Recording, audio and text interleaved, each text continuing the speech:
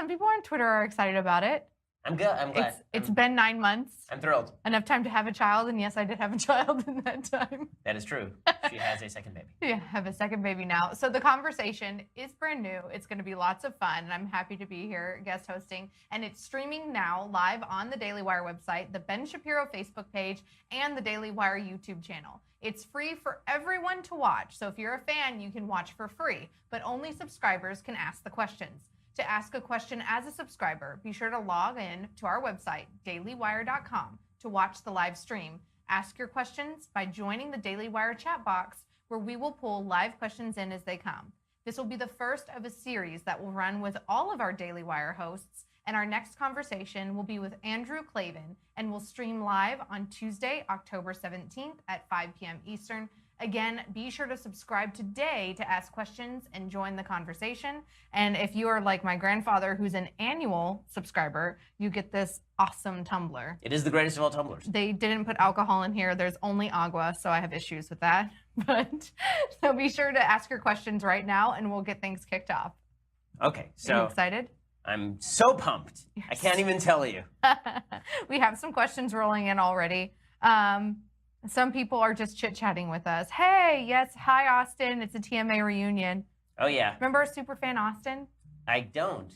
He would bring us Christmas gifts. Oh, He yes, gave me I an do remember. Adele Yes. album. Very nice guy. Yes, he Sheesh. did. He brought me comic books. That's true. Okay, so we have our first question from Ryan Hill. He's asking if Andrew Breitbart was still alive today, what do you think his views or positions would be on Trump? More specifically, how would his views or position differ from yours potentially? So I do think that Andrew probably would have backed Trump. So I differ from a lot of my colleagues who knew Andrew. I knew Andrew really well. I think that Andrew, in the end, would have backed Trump. I do know certain things about Andrew that would not have gone the same as they did during the last election cycle. During the Michelle Fields incident, for example, one thing Andrew never stood for was anybody mistreating his reporters. If he thought that one of his reporters was mistreated, he would have flown down to Florida and asked for a personal apology from Lewandowski, for example. That's who Andrew was. But he would have liked Trump hitting the media. He would not have liked, I think, some of the pandering that Trump did to particular groups. But I think Andrew would have probably been lukewarm on Trump because Andrew was a counterpuncher and Trump's a counterpuncher. So I actually think that Andrew probably would have supported Trump. So you would have not necessarily in the primaries, but I think in the general for sure. So I would have differed from him there. I didn't support either major candidate. What do you think Andrew would have, other than pushing back at the media, what other quality of Trump do you think he would have liked? That was the only thing Andrew cared about deeply. I mean, when it came to pushing back against the media, that was his big crusade.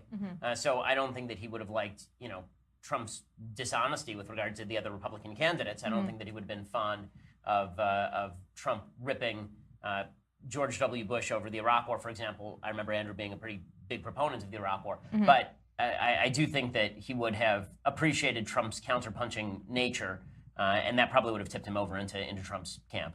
So just to prove that all questions will be asked unless you guys are ridiculously vulgar, which I don't think that many fans of Ben are.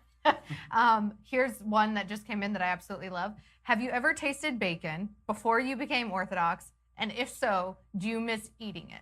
No, I've never tasted bacon. So even when we were not Orthodox, we never ate pork. But you had McDonald's. McDonald's, yes. And so we never ate meat and milk together, and we never ate pork. So even when we weren't keeping fully kosher, those were always rules from the time I was a child. I've heard it's fantastic. Is it as good as they say? I mean, dear God, it's amazing. It's like, well, it's one of those things where I better hope that I'm right. Praise Jesus, I can eat bacon because it's worth it.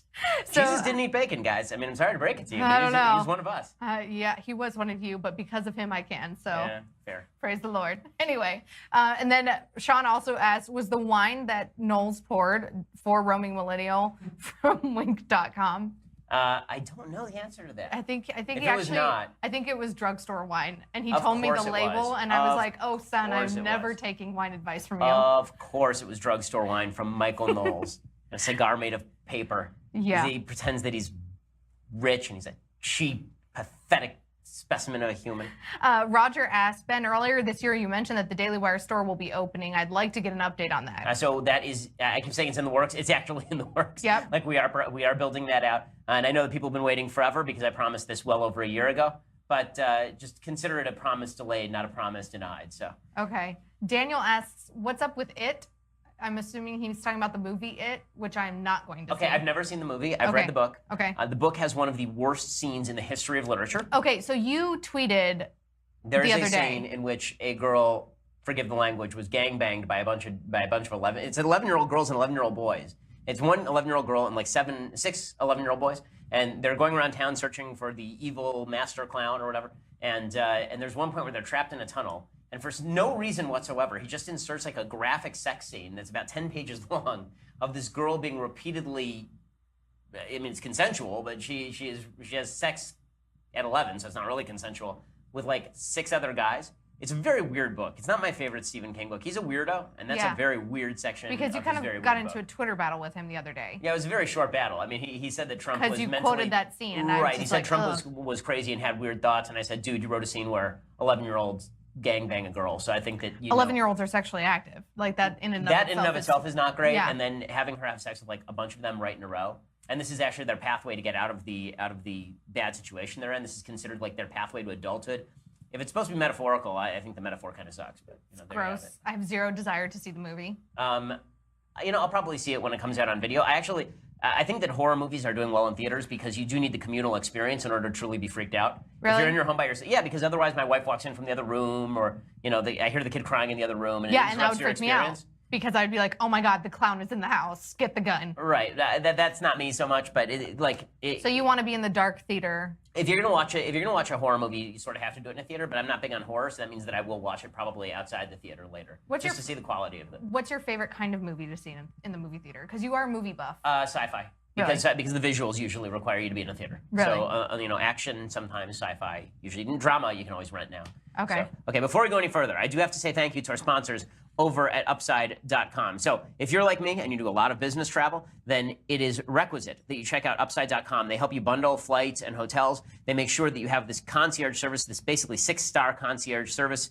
Recently, there was a navigator who noticed an Upside user was booked in a middle seat on a 3-hour-plus flight, so they automatically upgraded her to an aisle seat with more legroom, which is pretty awesome. That is the beauty of Upside.com. And they also have this amazing thing where when you book their flights, then you also get a $100 or $200 or $300 Amazon gift card kicked back to you directly. So you use the company credit card and you get the Amazon gift card, which is awesome. So go to Upside.com, use my code BEN, and you will get a minimum $100 gift card to Amazon.com. That's code BEN for a minimum $100 gift card to Amazon.com when you buy your next business trip at Upside.com. Again, you deserve a better business trip. They have concierge service. They're there for you all the time. Minimum purchase is required. Terrific service. We use it all the time here at the Daily Wire. Next question. And I think I know the answer to this, but obviously the audience doesn't. Chris is asking, would you ever consider moving out of California? Sure. Yeah, I'm not wedded to California. I mean, I've lived here my entire life. Yeah. But there are circumstances that would force us to move. I mean, if California does start moving against religious people and dictating that religious people can't raise their children as they see fit, then I would move. For sure. Well, we've seen that in other states. Yeah, well, we've seen it in Canada, and we're going to start seeing it in California. So, yeah, that's a serious consideration, and they're going to drive all the religious people out of the state. So, yes, I mean, for business reasons, we've considered moving out of California. California's a horrible state to do business. And where would you go? Texas. I know you're Noki, but Texas, it would Boomer. probably be. Yeah. Well, Texas has a lot of good things about it, including Greg Abbott, which leads us to, I think he should run for president. And Wes is asking, what would it take for you to run for president in 2020 or 2024? So 2020 is not going to happen. I am old enough. I am old enough. I'm like right at the cusp. So Okay. let's see, I was born in 84, so that means that in 2020 I would turn 36. Okay. But the problem is that I wouldn't want to divide the Republican Party, and I think that whatever happens right now, President Trump is the titular leader of the Republican Party. There are a lot of people very loyal to him. The last thing you want to do is sink the candidate of the Republican Party in the primaries and destroy him for a general election, or alternatively alienate half of the people who are big Trump supporters. So I think that it's Trump or bust for the Republican Party in 2020. Really? Further down the line, we'll see what happens. I don't have really any intention of doing anything like that right now, but that's because we're focused right now, obviously, not only on building the company, but in ensuring that the message gets out to the widest variety of people available. And I'm actually not sure whether you do more good convincing people outside of government or being in government trying to convince people. Once you sort of have the patina of government stamped on you, I wonder how many ideas you can actually change, how many minds you can change, as opposed to being in the mind-changing business, which is what we do here. So you think it's important, obviously, to be in the mind-changing business, but obviously some people are important to be on the Hill. Yeah, like writing bills is not something that I wouldn't want to be a senator or a governor. Like that seems like Too dull for you? Well, senator seems kind of dull. I mean, let's be real about that. I mean, like really sitting up and watching the lobbyists write the bills and then checking their spelling, like that doesn't seem that much fun. Oh, snap. I wonder if some senators are Daily Wire subscribers and they might have some the senators that I know would probably agree with that. That's probably not the enjoyable part. It's public service. I mean, they're doing something that really is a service. It's not something they do for fun, I assume. Yeah. If they do, they need a better brand of fun. The super geeks. So I like this question from Keenan. He asks, what would superhero Ben Shapiro do? Like, what would your superpower be? Oh, what my superpower be? Well, you know, well, first of all, Marvel versus DC. DC always. Okay. That's an easy call. So in the DC universe, what would superhero Shapiro be, and like, what would your power be? So you always have to go for Superman, right? Because he's unbeatable. He's basically God. So you can do whatever you want.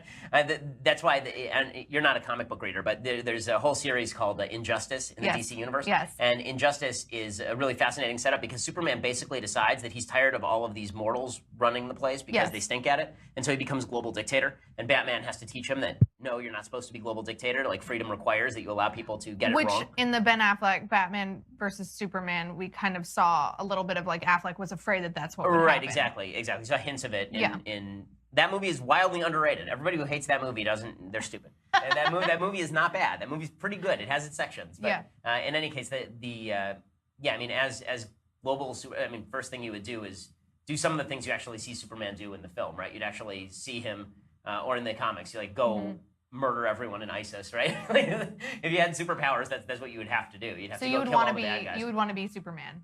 Yeah. Is there a special power that Superman might not have that you would want? Well, I mean, Superman has every power except for inability to. Well, he can fly. He is invincible, so that means that you can't wound or kill him. That's true. Unless you have kryptonite. He doesn't really age. It's kind of weird because in some of the comics he ages, and some of them he kind of doesn't. He reaches adulthood and kind of stays there.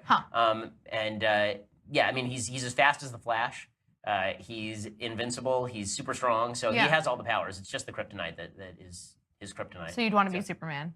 You'd want to have the powers of Superman with the intellect of Batman. That's really what you'd want. Batman's smarter than Superman. Really? Yeah, in the comics, he's supposed to be the smartest guy on Earth. Well, but what if Superman's the smartest guy in the universe? He's not, though. I mean, he's on Earth. So, okay. Sorry. Paused. Man, lots of people are really excited about the store. They're working on it, guys. It's happening, people. Don't worry. It says, recently California has voted and is about to sign a bill that enables California to become a sanctuary state. Would this be considered a make or break deal for you? It's not a make or break deal for me. I mean, because I live in Los Angeles. A third of the population is probably here illegally. And we're a sanctuary city. Yeah, we're a sanctuary city. So, do I think it's a good decision by the state of California? No. I think that they're going to end up with a lot of these people on the public rolls, and I think it undercuts federal immigration policy. But I've always felt that the federal government was responsible for immigration policy, and it's weird to me that there is this one-way ratchet with regard to immigration policy, where if you're a state like California, you declare yourself a sanctuary state and everybody goes, yay! But if you're a state like Arizona and you enforce immigration law, then Obama comes in and says, you're not allowed to do that, we're going to sue the existence out of you. So the federal government ought to be enforcing the border, and if they're not, then states are going to do what they want, unfortunately. So I'm moving to some pertinent questions because it looks like we have a technical issue. Don't worry, folks, we'll be figuring that out. Jacqueline asks, what is your favorite junk food? I am a sugar junkie a little bit. Jelly beans. I'm like Ronald Reagan. Like Ronald Reagan, although I like the sour ones. Favorite flavor? Let's see. Well, the Jelly Belly sours are amazing. So I eat them in combination. Do you get the packs? I don't just get the packs. I get like a 4-pound pack from. Oh wow! You go to the dry goods section at Ralph's. That's exactly right. You can't even get it there. To get the Jelly Bellies, you got to go on Amazon. You get the 4-pound pack. It comes in a big box and. Nice. And it takes you a few months to go through it. Oh, so you're not that much. Or a presidential debate between Trump and Hillary. I went through like 1/3 of one time during one. Really? Yeah, I gave myself diabetes because I hated it so much. I hated everything.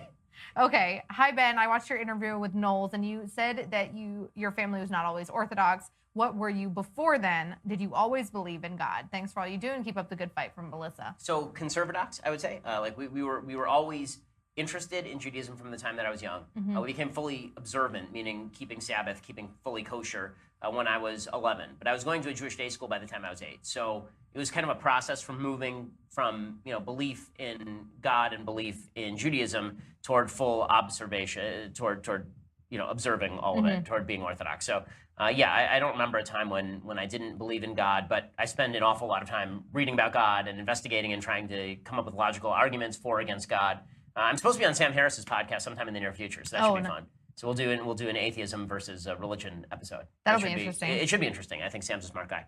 Okay, someone asked, can healthcare truly function and be fixed by the free market alone? If not, how much room is there for government to help out? So healthcare is I don't know what you mean by fixed. So if we're talking about everybody being covered, the answer is no, because there are certain people who are uncoverable. There are people who have stage 4 cancer and there's no insurance program that's going to cover them. That's where charity comes in. So something does have to fill the gap for people who are suffering and can't afford. And that's where I believe private charity should come in and fill the gap. The problem is this: once you get the government to structure insurance systems around trying to take care of those who you can't take care of, then those subsidies have to come from somewhere. And you're talking about compelling a doctor to either provide service at below cost, or you're talking about siphoning money from my pocket into somebody else's pocket. And you have a perverse incentive system where people decide that it's not worth working because they're not going to get good enough insurance. They may as well stay on Medicaid. So this is as I've said many times, the framework for health insurance should really be thought of like this. You can have, there are 3 elements. There's affordability, there is universality, and there's quality. Those 3 are the elements. You can only have 2 of those 3. You cannot have all 3. So any system that you build, most of them only have 1. But the free market system creates affordability and quality, but not universality, because you can't force people to get health insurance when they're young and healthy, and because they're people who are just uncoverable. The government systems vary between affordable and universal, but not quality, and quality and universal, but not affordable. Those are because government is there to provide universality. Okay. So Chris asked, do you think that the current justices are willing to replace Roe v. Wade? And if not, who needs to retire? Well, Kennedy needs to go. So right now there are 4 justices on the Supreme Court who could theoretically vote to overturn Roe v. Wade. You've got Gorsuch, you've got Thomas, you've got Alito, and you've got Roberts. Roberts, I think it's a very dicey look at what he did on Obamacare. Right. I don't know that he actually vote to overturn Roe v. Wade. He's big into stare decisis, meaning the case has been decided. He's into precedent. And the problem with people who are into precedent, this is why I like Justice Thomas, is because once you say that you're into precedent, you get to pick and choose which precedents you actually want to follow. Justice Thomas says precedent doesn't matter. All that matters is whether the case was rightly decided. So how many years? I'm not sure ever. I mean, really, I think that the political upheaval. Yeah, well, the political upheaval would be pretty dramatic. But beyond that, you have to probably replace Roberts. You probably have to replace Kennedy. You certainly have to replace Kennedy. And even then, I think that Thomas is a sure vote. I think that Alito is a sure vote. I think that Roberts is not. And Gorsuch, I'm not sure where he stands on this. Gorsuch, I have a feeling that he might vote to overturn Roe v. Wade, but I'm not sure that he's a sure vote on that. Looking at sort of his comments on it, so. I feel like as long as I can remember and going forward, every single time a justice is up before the Senate in the committee being asked these questions, Roe v. Wade always comes up. Right, and one of the things that drives me absolutely nuts about judicial appointments is that people say, well, there shouldn't be any litmus tests. Of course there should be litmus tests. The litmus test should be, are you willing to overrule Roe v. Wade? And if you say no, then you should obviously not be appointed, because Roe v. Wade is one of the worst decided cases in the history of the court. There's nothing in the Constitution that says that abortion is a fundamental right protected by the Constitution. It's insane. It's totally insane. But it probably won't happen in our lifetime. Probably not, but I think that as technology advances, I think you're seeing a lot of minds change. This is one of the cases where I think that you see minds change in the right direction. It used to be, 15 years ago, I would say that the pro-life position was less popular and the anti-same-sex marriage position was more popular, and now they seem to have reversed. The pro-life position is getting more popular as people see babies Science. who are 10 weeks old in the womb, and they look like babies. And we still have this sort of lizard brain that says, well, it has to look like a baby in order for me to consider it a human life, which is stupid. But people do work that way. And so there's a large consensus that there need to be heavy restrictions. 3rd trimester, I think that's going to continue to creep back to the point where pro-lifers continue to win. Sierra asks, she says that you once said on a podcast that in Judaism, adultery is an unforgivable sin. How then do you explain Abraham and his relationship with God? So Abraham doesn't commit adultery. Abraham has a concubine. So there's an actual status in biblical law of concubine, which is like an ancient biblical law. It doesn't exist anymore, thank God. But ancient biblical law has the status of concubine, which means you're not on par with the wife, but it's not against the rules for you to have conjugal relations with the husband, right? Okay. I mean, and so this is also pre-Bible, actually, right? I mean, this is pre-Torah. Abraham is in the pre-biblical era. Once you get later on, then concubines are still a thing, but much rarer, and you see multiple marriage, and you see man marrying multiple women, and that continues in Judaism for another several hundred years, and then you get to monogamy. So it's you have to apply the standards that were in place at the time. You don't get to apply today's standards of one man, one woman to Abraham having Abraham had more than one wife because he marries after she dies. But Abraham had one wife, and then he had what's her name? Ishmael's mother. Bilhah. Bilhah and Zilpah are the. How come Jacob. I'm blanking on it? Sorry, Mom. Yeah, it's so Should irritating. remember this from Sunday school. It's with a hay. In any case, the bottom line is that those laws do not apply. So Abraham would. The key case would be David. I assume you mean David, right? David actually does commit adultery. This question specifically was regarding Abraham. Right. So if you're David would be a good example. So if you're talking about David actually has sex with a married woman, right? Mm-hmm. So Bathsheba. I remembered her name. Yeah, that one you get exactly right. And then he proceeds to have her husband essentially murdered. So yeah, that one's a really bad one. And all you can say is that there was special dispensation from God, because that one is not really understandable any other way. Interesting. All right, moving along. Ryan asks, what topic or political issue are you most educated or informed on? And then which one do you think that you're the least informed on? So I feel like I'm pretty well informed. Certainly on American law, constitutional jurisprudence, I feel like I'm pretty well informed. Economics, I feel like I'm pretty well informed. Foreign policy depends on the topic. In terms of kind of broad issues that people spend a lot of time on, the one I feel least comfortable with is global warming. The reason being because I see so much conflicting data coming from different sources, and because I'm not an expert in climatology, I read a bunch of sources and I can understand what I can understand, but I can't pretend to be an expert in something that I don't really understand the minutia of. So that's why what I usually say is there seems to be a consensus that global warming is happening. There seems to be not as much of a consensus about the level as to which it's happening.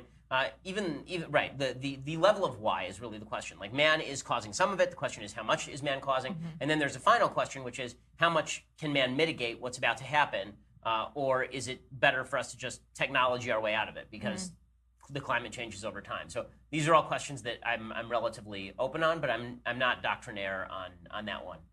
Certainly not doctrinaire enough to dismiss it, and also not doctrinaire enough to say we ought to add trillions of dollars in debt to our economy and destroy the modern economy in order to chase what seems to be bad modeling. Or have the EPA regulate everything. Right, exactly. I mean, you actually have to show me the proof on how it's going to work in each particular case. But that's one where I punt a little bit. Jeremiah wants to know how you met Jeremy Boring. Oh, so I met Jeremy Boring through a former employer of mine, a guy named Mark Masters. So Mark was the head of Talk Radio Network, which is the syndicator for Laura Ingraham and Michael Savage at the time. And I got my job with Mark, actually, through Andrew Breitbart. So I was working with Mark, and Mark wanted to get into the movie business, and Jeremy was the head of the super secret, not secret group at all, Friends of Abe, which is the conservative group in Hollywood, the underground conservative group in Hollywood. Jeremy was the president of it. Mark was having conversations with Jeremy about movies, and he brought me into the conversation with Jeremy about movie making. And then Jeremy and I were both in LA, and so we got together and we became friends. And so we've been business partners for, we started Truth Revolt together in 2013. 2013 we started Truth Revolt together. So I remember it based on like how old my first kid was. Yeah, exactly. So right, you were there. Yeah, exactly. So we've been formal business partners for 4 years, and then we did kind of a few side projects together before that for a couple of years. So we've known each other for 7 or 8 years now. And I think it should be stated that it's a miracle that you actually call him a friend, because you don't have that many friends. This is true. As I've said on my show, I think friends are a giant waste of time. I think my general perspective is that if you have lots and lots of friends, you don't actually have any friends. If you have a few friends and family, then you have friends. Because there are certain people, like people you can call pick you up from the airport is one thing, but people who like your entire need. If you're going to make somebody drive all the way to LAX, like they better owe you. That's true. In LA, they better be a really good friend. Like I wouldn't even make Jeremy drive me to the airport here. I mean, that's you care about him too much. Okay, I wouldn't want him to sacrifice his time and life like that. Like you legitimately have to be a member of my family for me to want you to drive me to the airport. And then you would love your family so much that you're like, I'll just Uber and save you. Right, exactly. So yeah. Forrest asks, what is your standard for who deserves capital punishment? Who deserves capital punishment? Well, I think that it is based on the egregiousness of the crime. So if you're talking about, murder, obviously, you deserve capital punishment because you've taken a life, and thus a life you shall give. I think when it comes to rape, I've said before that I support the notion of capital punishment for rape. I think there are decent counterarguments. I've heard Dennis Prager make some of them. The idea that if you create capital punishment for rape, you're incentivizing somebody to kill the person they just raped because then they might as well kill her so she's not a witness, which, not a terrible counter-argument. But on a moral level, I think that the worst of all crimes are rape and murder, and those are the two that I would recommend the death penalty for. Everything else, it's hard for me to get there. Hard to argue? Yeah, I mean, it's hard for me to argue in favor of the death penalty for anything except for rape and murder. If something else occurs to me, I will let you know. Okay. Moving along with another legal question. Someone said that you once said that the film 12 Angry Men, that the boy was guilty. He is guilty. In a legal sense, what is the case that he was guilty beyond a reasonable doubt? That none of the doubts that are raised by Henry Fonda in the movie 12 Angry Men are reasonable. So people mistake reasonable doubt for any doubt. Okay, reasonable doubt doesn't mean that any doubt is out of your mind, because there's literally no issue in your life on which you have no doubt whatsoever. If there are, then you're a lucky person. But the vast majority of us have even minor niggling doubts about things. That's not enough for you to overturn a murder verdict. In that particular case, they said that the particular knife that the kid used at the time was in his pocket.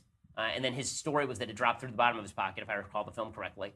There was an eyewitness who said that she saw the boy kill the father. And the counter evidence is that she wasn't wearing her glasses, which throws slight doubt on her story, but does not undercut the entire thing. There's no alternative theory of the crime. The boy had argued with his father earlier that night. They assume the basic assumption is that Henry Fonda is the good guy in that movie, and that everybody else is biased, and for their own reasons, they're coming to a guilty verdict. And you're saying that Henry Fonda ain't so good? I'm saying that Henry Fonda is being a little bit. Let's just say he's enjoying the sound of his own voice a lot in that film. I enjoy the film. I've watched it many times. It's a great movie. But I would vote to convict, and I wouldn't vote to convict based on I hate my son like Lee J. Cobb in that movie. I would vote to convict because the kid's actually guilty. Do you ever wish that you could be on a jury? So I wouldn't want to spend the time on a jury. I mean, I worked in a prosecutor's office, and spending time on a jury doesn't seem like a lot of fun. Yeah. And I will never be able to serve on a jury now because I'm number one. Who you are? Because I'd walk into a room and the defense would be like, "You're out, get out." That's actually happened. They don't even have to ask you a free speech or Second Amendment question. They'd just be like, "That's one go." And although before I sort of got more well known, 5-6 years ago, I had jury service, and I went for jury service, and I knew the prosecutor, so that helped me. I was like, "Hey, how are you?" And the defense was like, "Get out." And the prosecutor was like, "You know me, but you'll be objective still." I was like, "No, I won't. I like you. You're my friend." And then out of jury service. He was like, "Dang it, Shapiro." Exactly. He wanted you on that jury real bad. I sometimes wish I could be on a jury, just to put bad guys behind bars. Well, see, then you probably shouldn't be on the jury, right? Exactly. Actually, I wish I could be the Punisher. That's what I'd rather be. That's what you're saying, yeah. Eric is asking, what do we have to do to get Hillary Clinton to just go away? I mean, she's not going to just go away ever. I mean, she's just. What else does she have to do with her life? Hang out with Bill? I like that in her book. She keeps talking about how much she loves Bill, and it's like, sweetie, no. To borrow your language, sweetie, no, that's not a thing. Yeah, you're not from Oklahoma. It doesn't work. It sounds condescending and sexist for me, but it sounds a little weird. Yeah, it's odd, but no, she's like the idea that she loves her husband is one of the stupider concepts I've ever heard. But they're never going away. I mean, now she's on this book tour. Right. Well, she has to justify the fact that she lost the most winnable election in American history to a game show host. I mean, how do you lose a presidential election to Donald Trump? You know how bad you have to be at this? Like, this is one of my pet peeves, is everybody keeps saying, it was the Trump movement that won everything. Listen, there was a movement for Trump, no question. There are districts that swung for Trump. But let's not pretend what happened here. What happened here is everyone hated Hillary Clinton. Trump won fewer votes in Wisconsin than Mitt Romney did in 2012. Romney lost the state, Trump won it. No one voted for Hillary Clinton. Trump won fewer votes in Michigan than George W. Bush did in 2004. George W. Bush lost the state of Michigan. Trump won it. Why? No one showed up to vote for Hillary Clinton because she's an egregiously terrible human being, and nobody wanted to watch her for 4 years when you could watch The Trump Show, which is at least entertaining. It's been pretty entertaining. Oh, yeah. I mean, I just want the mooch to come back. That's all. Zach, I find this fascinating. He says that he's an enrolled member of the Native American tribe, and he's not sure how to balance his conservative values and his tribal culture. So he asks you, how do you feel about Native American tribal sovereignty? So my feeling is that, originally Native American tribal sovereignty was offered on the basis of the American government basically usurping traditional Native American land. So I understand that. The question is not really how I feel about the American government's treatment of Native Americans. It's more, do I think that individuals in the Native American community ought to feel a necessity to stay living on a reservation?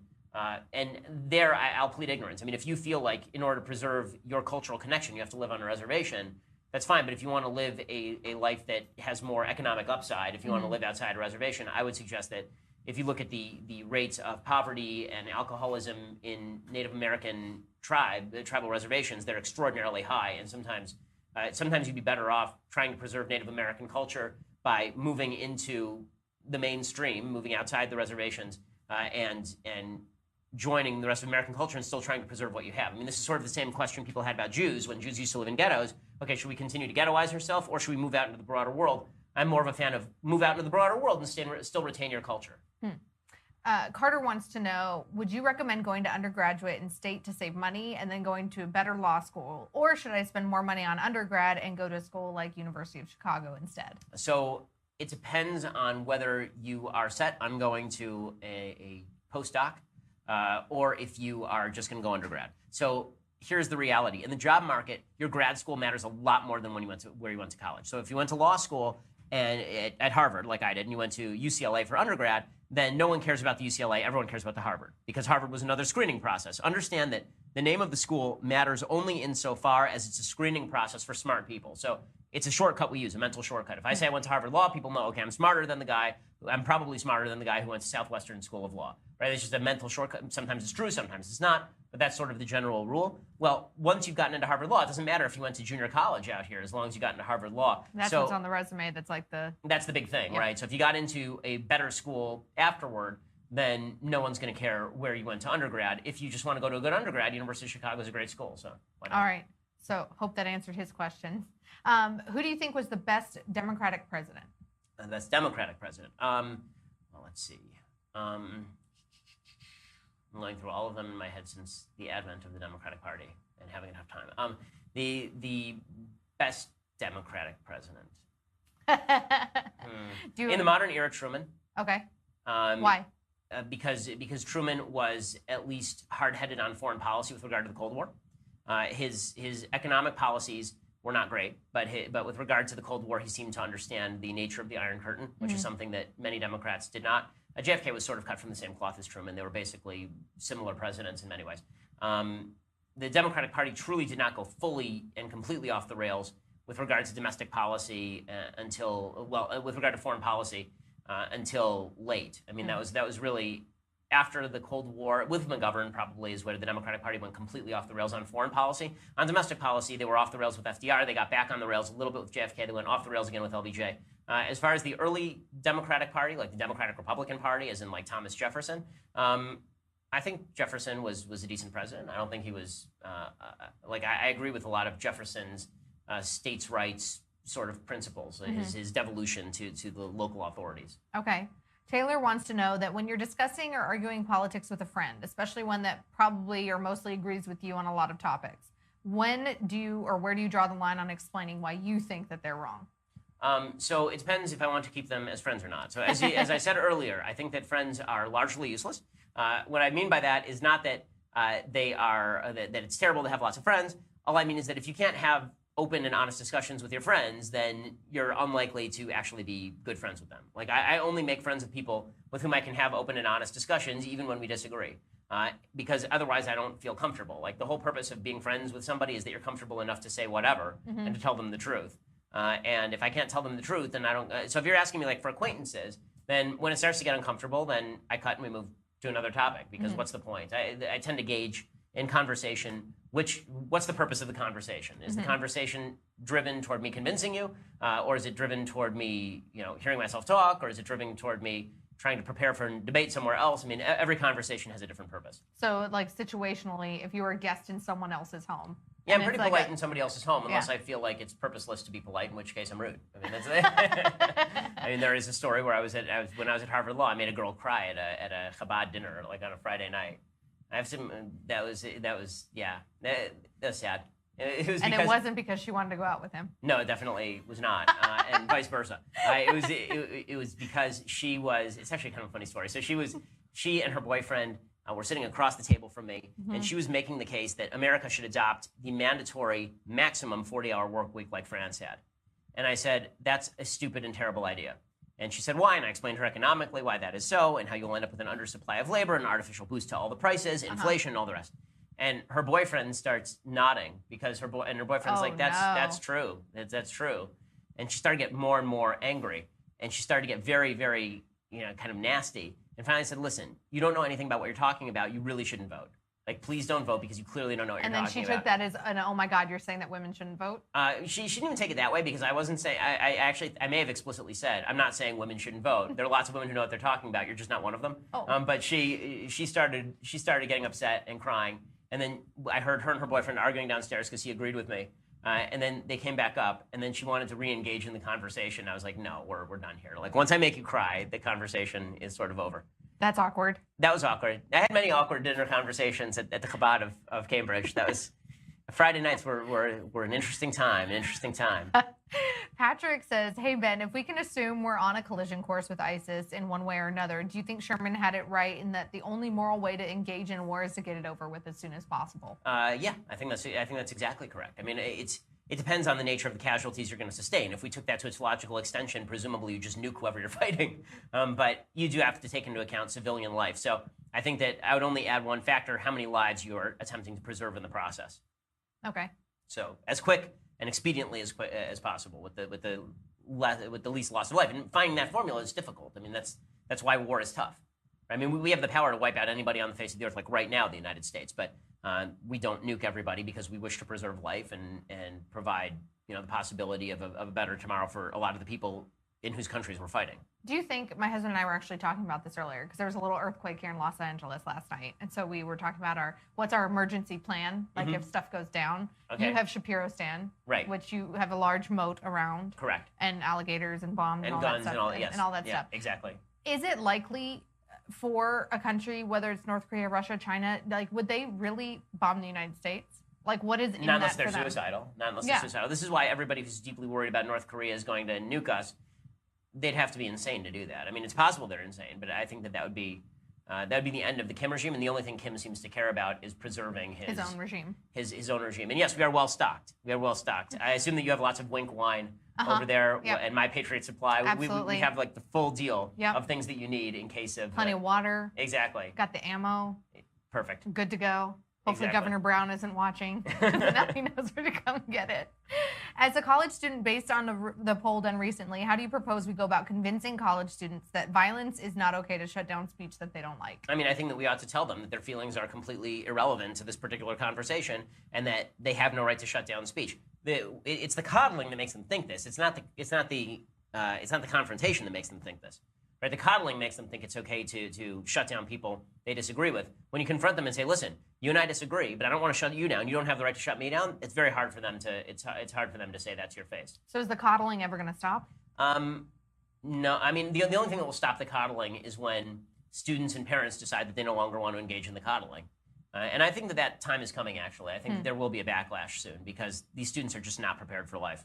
Speaking of students, David says that he is a student in the public school system and wants to know if he should challenge the evident liberalism that's laced throughout the classrooms and within the public school curriculum or stay silent. Okay, so this is a case-by-case basis. So you need to determine whether the teachers are actually going to be receptive to you talking about these issues or whether you're just going to get graded down. I have never been a fan of the idea that you should purposefully sound off against a teacher if it means getting a D in the course and hampering your future ability to get ahead because you're just giving power to people who are your political enemies. There's no reason to do that. Again, think about what's the purpose of the conversation.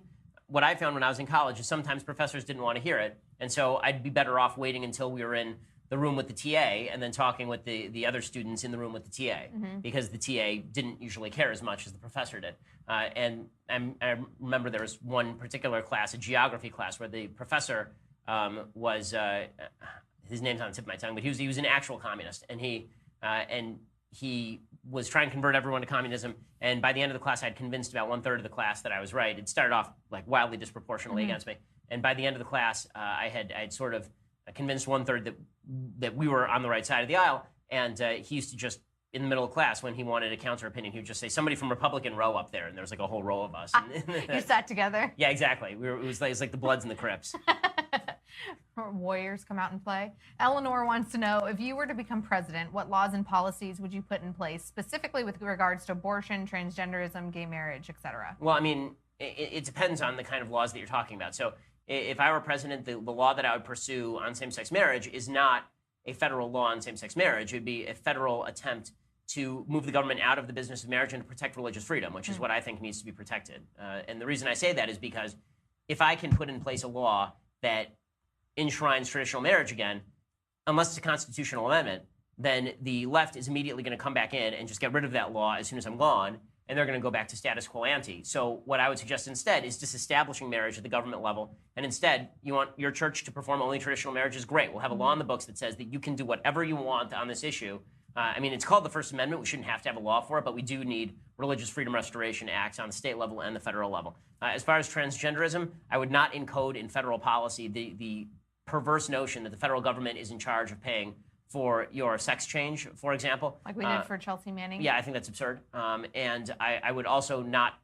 I would also fight very hard the ridiculous notion that the Civil Rights Act is supposed to cover, the Title IX of the Civil Rights Act is supposed to cover transgenderism. You can't have it both ways. Either the Civil Rights Act is based on discrimination against women, or it's based on there's no distinction between women and men. You cannot do both of those things at once.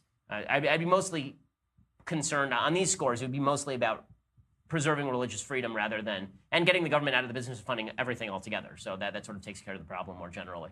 So unfortunately, I have to bring it back to Hillary Clinton.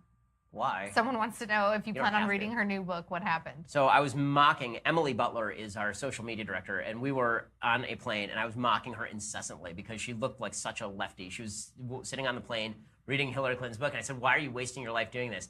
And she said, basically, it's pure delight because it's just Hillary Clinton suffering for 400 pages and blaming everything on Russia and Bernie Sanders. Yeah, and my big thing is if I can get away with not reading the book, I'd prefer to do that because I really don't need to hear her whine for. I mean, I listened to her whine for legitimately 20 years of my life. I don't need to spend more of my time listening to her whine. I want to just go away. And a lot during the debates and during the campaign. And now, it's horrifying. And all that stuff. Jacqueline wants to know, do you think anti-discrimination law infringes upon a firm's right to freedom of association? Yes. I'm not in favor of anti-discrimination laws. I'm in favor of capitalism. If you want to discriminate against somebody, then you are probably going to lose business. And that's the way that capitalism works. This is why people say, well, what if they were to discriminate against Jews? They did discriminate against Jews. And you know what Jews did? They went and they built like Hillcrest Country Club. They built their own country clubs. And now no one discriminates against Jews because why would they want to leave that money on the table? I think the same is true in business virtually always. There's always going to be somebody who caters to your needs, and competition tends to drive people who discriminate out of the market. But if I want to discriminate, then I should certainly be able to pick and choose my clients. I mean, we do here. Like if somebody wanted to call me up and say, listen, I'm on the left and I want you to write a speech for me, I should be able to say no, right? And I want you to write if they say I want you to write a note for my same-sex wedding, I should be able to say no. And if you're a same-sex marriage advocate, if somebody walks into your bakery and they say, I want a not Adam and Steve cake, if you're a same-sex baker, then you should be able to say, no, I don't feel like doing this for you. So no, I think anti-discrimination law is largely a problem. So a kind of fashion grooming question from Jacob that I don't think I know the answer to this. Would you ever grow a beard? So it's really itchy. So in Jewish law, there's a 3-week period where you're not supposed to shave unless it's for career reasons. So because I do a TV show, I have to shave. But the temptation is great to be a lazy ass and never shave. But thank God I have Dollar Shave Club, so I no longer need to worry about it because Dollar Shave Club is excellent. So I don't see myself growing a beard. You with the beard. It makes my personality even darker. You see the eyebrows? It's like that, except just around my face. So. And really, it's up to Dr. Shapiro. Oh, yeah, she doesn't like the beard. Yeah, okay. she then that's the deciding factor. That's not happening. Yeah, that really is. And she's a very beautiful and attractive woman, and the last thing that I would want to do is alienate that. So. PJ wants to say shout out to his fiance Claire. Apparently, she's your biggest fan.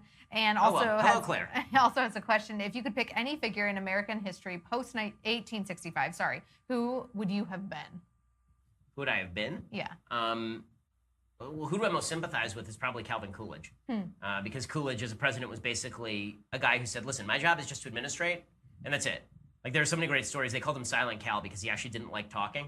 He was actually a very good speaker. If you read the opposite of you. Yeah, I like talking. But he was a great speaker, but he was also, like me, he was a bit of a misanthrope. And he didn't, he wasn't big on like the handshaking and the baby kissing so much. I'm actually a lot warmer than Cal was, believe it or not, Alicia. But what he did was his whole shtick was, listen, I'm here to do a job. I do my job and then I leave you alone. I kind of like that idea. It's awesome. The I wish the president would do that, right? I've always said the president should basically be a glorified DMV worker. He's there to do a job. He should leave me. He should do it, and he should leave me alone. Except most DMV workers aren't that good. That is true. So Calvin Coolidge is who you would want to be, or you sympathize with? He's the one who I most sympathize with. Who I'd want to be? I mean, the sinful part of me says you'd want to be JFK. Ew, I did not need to know that. I mean, every man would like to be JFK, and the sinful part of him is going to hell. Then the non-sinful part of me, post 1865, you'd have to say Reagan or Coolidge, probably. Okay. Who are the top 5 worst presidents in American history? Worst presidents. Okay, so Buchanan's always on the list. You'd have to put, let's see, who else is generally on the list of terrible presidents? Buchanan, because he led up to the Civil War. In the 20th century, I would put LBJ on there. I think LBJ was an awful president. The left loves LBJ. I think LBJ did more damage to the country than any president in the last 50 years.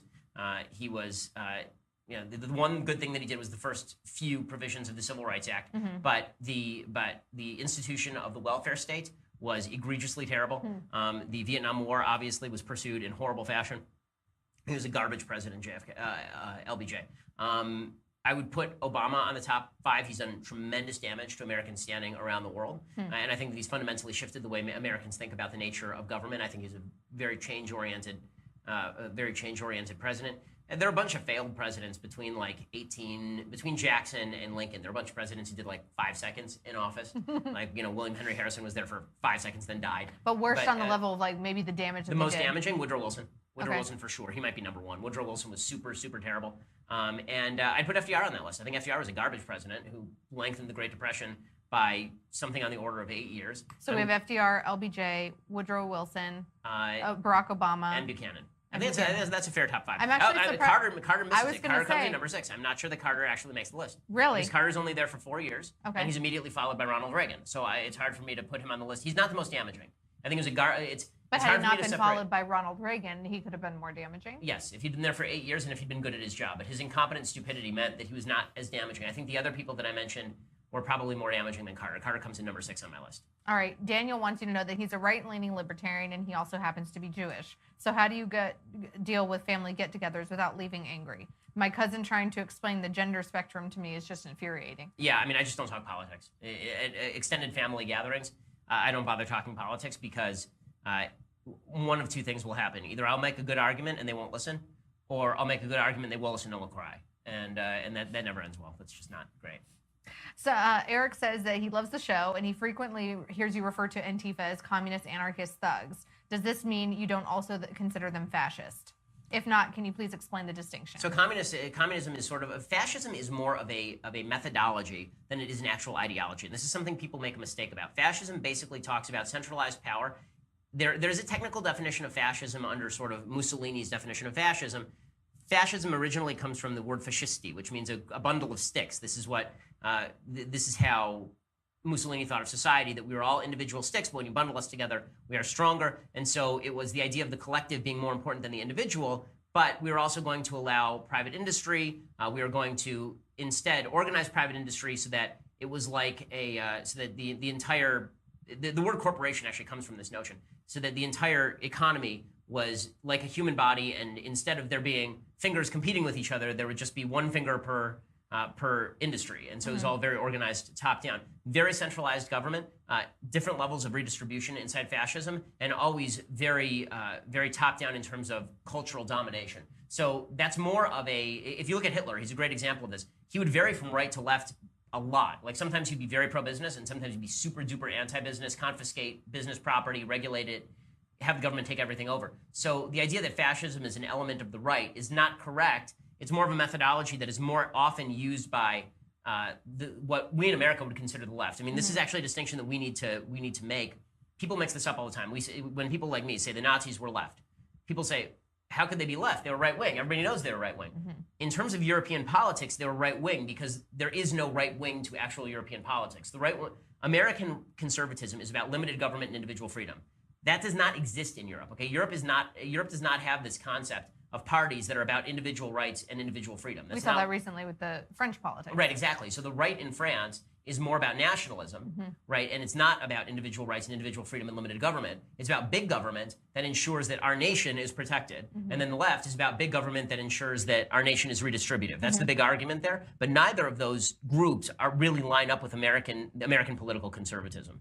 So this is kind of fun. Everybody obviously knows that you played the violin. You played it for Larry King when you were a wee lad. And then today, Michael Knowles on Michael Knowles' his date with Roman hot Millennial. date today with Roman Millennial. Do any of the other people on the Daily Wire crew play instruments, like Michael, Andrew? So Michael plays the harmonica, the guitar, the ukulele. Really?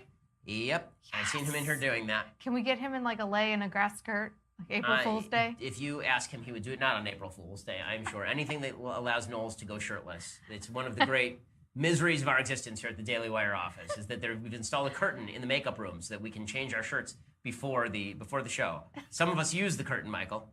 Some of us don't. Hint, hint. It's a horror show. So Michael plays a lot of instruments. Yeah, Jeremy plays the piano. Okay. I'm trying to Does think Andrew who else. play any? You play violin. I play violin, but not as well as you. Granted. And I play... Although I did request, for the record, when Ben was practicing before Michael's show, I was like, Devil Went Down to Georgia, go. Yeah. And he couldn't do it, so. Because I don't even know that song, because that's not my jam. Oh, Lord have mercy. Yeah, sorry. You're not a great American, sir. How dare you?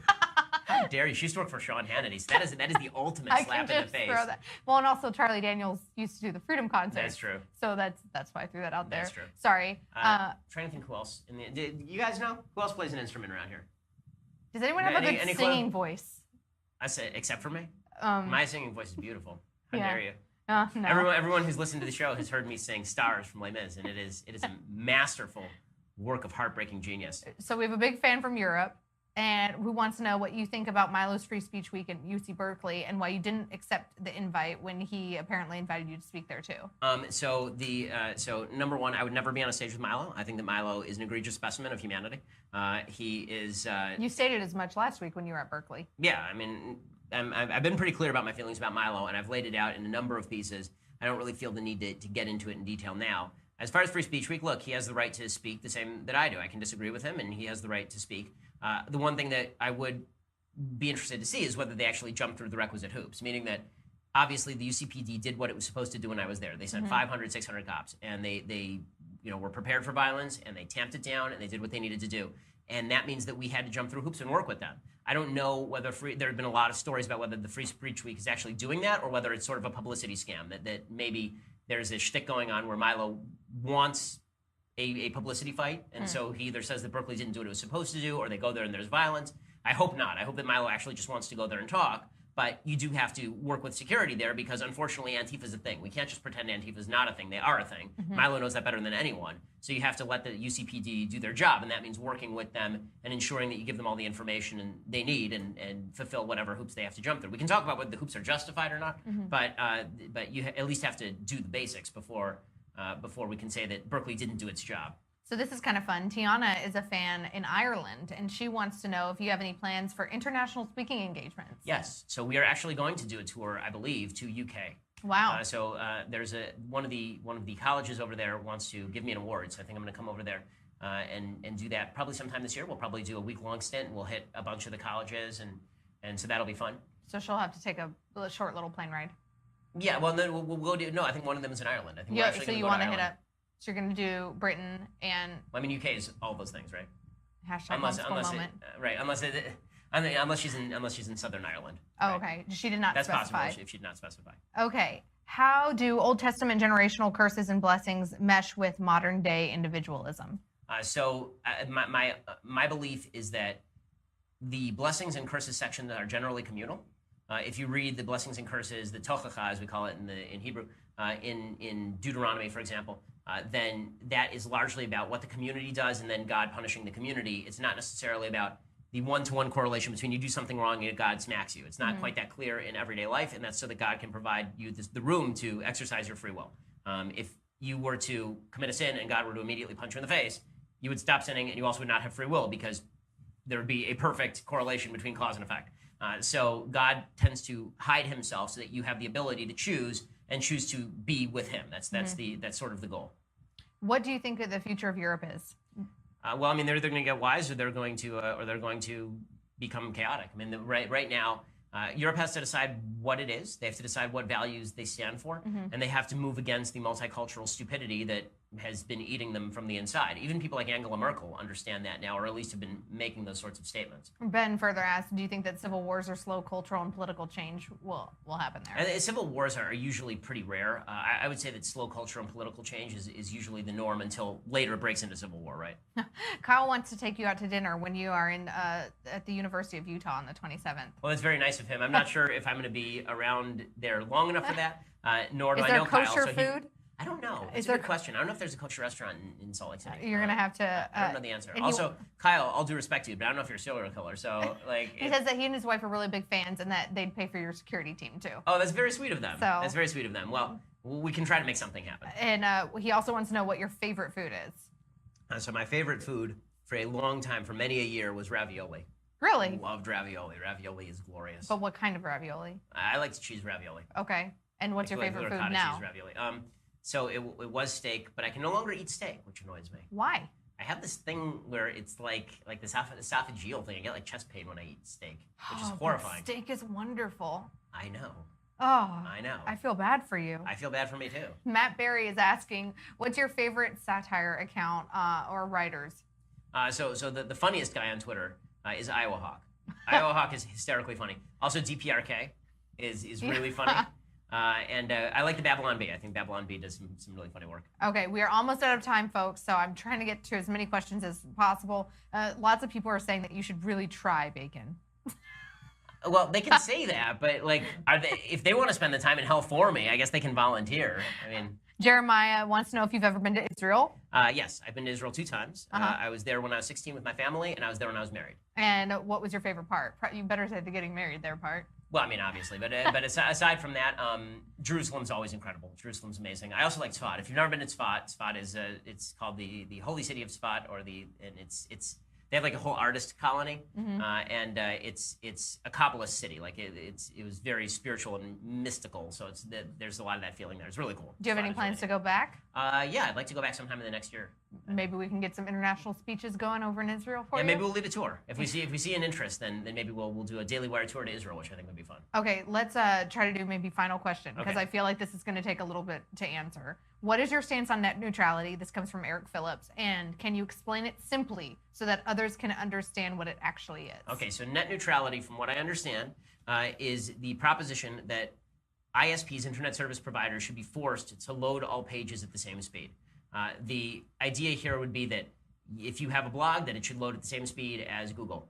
I am not in favor of this. The reason I'm not in favor of this is because it actually enshrines the dominance of a lot of the current current leaders in the industry. It actually enshrines it prevents the ISPs from upcharging places like Google and Facebook and charging them extra to load faster. So that's what it really does. So that's why Google and Facebook are for it. So when people say corporations are against net neutrality, it depends on the corporation. Google and Facebook are both for net neutrality because it basically means treating the internet like a utility. We all get charged the same for water and power. It would be the same thing for websites. You all get charged the same for the amount of internet usage. Well, if you want competition in the marketplace, then you should be able to charge what you want in the marketplace as an ISP. In order for that to truly happen, though, you need to deregulate ISPs. Right now, there are a lot of local regulations on internet service providers, building in the fiber optic cable, for example. And so it's made it very difficult. In a lot of places, there are only 2 or 3 internet service providers, so there really isn't enough competition to generate the kind of competition necessary to lower prices.